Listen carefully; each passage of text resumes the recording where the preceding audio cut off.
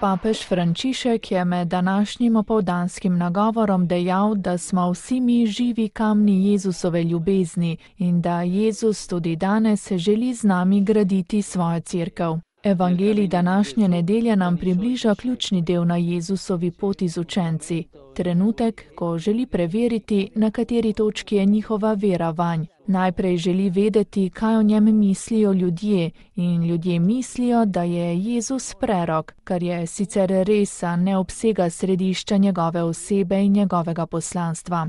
Zatem učencem zastavi vprašanje, ki mu je najbolj pri srcu. Kaj pa vi pravite, kdo sem? S tem pa apostole povsem loči od množice, kakor da bi rekel, pa vi, ki ste z mano vsak dan in me odblizu poznate, kaj ste najbolj doumeli? Učitelj od svojih pričakuje odgovor, ki je visok in drugačen glede na javno mnenje. In dejansko ravno takšen odgovor pride iz srca Simona Petra. Ti si Kristus, sin živega Boga. Simon Peter zasliši na svojih ustnicah besede, ki so večje od njega. Besede, ki ne prihajajo iz njegovih naravnih sposobnosti, ampak jih je navdihnil nebeški oče, ki prvemu od 12 razkrije resnično Jezusovo identiteto. On je Mesija, sin, ki ga je Bog poslal, da bi rešil človeštvo.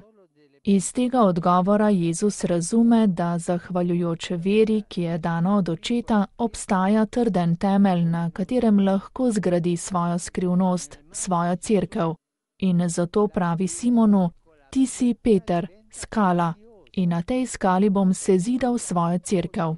Sveti oče je izpostavil, da Jezus tudi danes želi z nami še naprej graditi svojo cerkev, to hišo s trdnim temeljem, kjer pa ne manjka razpok. Neprestano potrebuje popravila, kakor v času Frančiška Asiškega. Mi se zagotovo ne čutimo kakor skale, ampak samo kot mali kamni. Pa vendar noben majhen kamen ni nekoristen. Nasprotno, v Jezusovih rokah vsak najmanjši kamen postane dragocen,